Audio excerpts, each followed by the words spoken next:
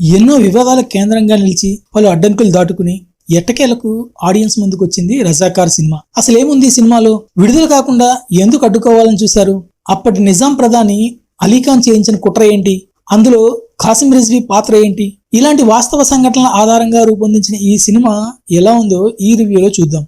తొలుత చెప్పుకోవాల్సింది సినిమా నిర్మాణం గురించి. నిర్మాణ విలువలు బాగున్నాయి. కొన్ని సీన్లు ఆడియన్స్ గుండెలకు హత్తుకునేలా ఉన్నాయి. రజాకార్ల ఆగడాలను ఆ కాలంలోకి తీసుకెళ్లి రక్తం సలసల మరిగేలా తెర మీద ఆవిష్కరించారు. భీమ్సి సిసిరోలియో బీజిఎం సీన్లను ఎలివేట్ చేసింది. స్క్రీన్ ప్లే గ్రిప్పింగ్ గా ఉంది. రిజ్వీ పాత్ర చేసిన నటుడు రాజ్ అర్జున్ ఇరగదీశాడు. స్వాతంత్రం రాకపూర్వం తెలంగాణలోని పరిస్థితులను కళ్ళ కట్టింది సినిమా. ప్రెజెంటేషన్ ఎఫెక్టివ్ గా ఉంది. ప్రస్తుత తరానికి తెలంగాణ చరిత్ర తెలియదు. తెలంగాణ కన్నీళ్లు, అనుభవించిన వేదన, వినిపించిన రోదన, అపరిమితమైన వివక్ష తెలియవు. ఈ సినిమా అవన్నింటినీ ఎంతో కొంత చెప్పే ప్రయత్నం చేసింది.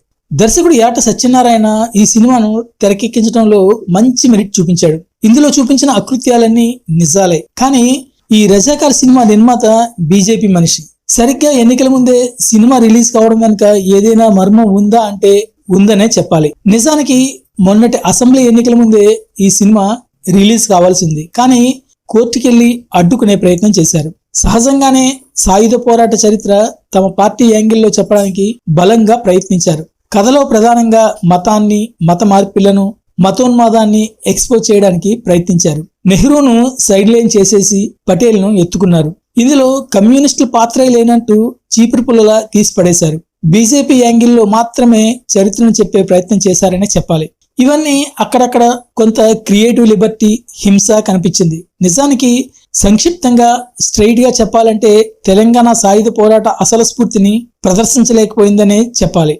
సాయుధ పోరాటం కేవలం మత హింసకు, రజాకార్ల మతోన్మాదానికి మాత్రమే వ్యతిరేకంగా సాగిన పోరాటం కాదు. నిజాం పోలీసులు రజాకార్ల అండతో పల్లెల్లో భూస్వాములు, దొరలు సాగించిన అరాచకాలకు వ్యతిరేకంగా సాగిన పోరాటం ఇది. బడుగు జీవులను బందూకులు పట్టించి రాజ్యంపై వీరోచితంగా తిరుగుబాటు చేయించిన చరిత్ర అది. కమ్యూనిస్టుల పాత్రను ఏమాత్రం తక్కువ చేసి చూడడానికి వీల్లేదు. ఇందులో సినిమాలో చూపించినట్టు భారత సైన్యం హైదరాబాద్ సంస్థానంలో ఎంటర్ కాగానే కమ్యూనిస్టులు సైలెంట్ కాలేదు. దేశం నడిబొడ్డున ఓ మతరాజ్యం మంచిది కాదని అనుకున్నట్టే ఓ కమ్యూనిస్ట్ రాజ్యం కూడా వద్దనుకున్నాడు పటేల్. అందుకే భారత సైన్యం హైదరాబాద్ ను స్వాధీనం చేసుకున్నాక కూడా కమ్యూనిస్టులు, ఇండియన్ ఆర్మీ పోరాటం సాగింది. నిజానికి రజాకార్లు నిజాం పోలీసుల చేతుల్లో మరణించిన కమ్యూనిస్టుల కన్నా యూనియన్ ఆర్మీ చేతుల్లో మరణించిన వారే ఎక్కువ అంటారు. నిర్బంధం చాన్నాళ్లు కొనసాగింది. తర్వాత కమ్యూనిస్టులు రిట్రీట్ ప్రకటించి పార్లమెంటరీ పంతాలోకి వచ్చేశాక గానీ నాటి చారిత్రక పోరాటానికి ఫుల్ స్టాప్ పడలేదు. ఏ నిజాం అండతో అరాచకాలు సాగించారో ఆ భూస్వాములందరూ కాంగ్రెస్ లోకి చేరిపోయి పవిత్రులైపోయారు.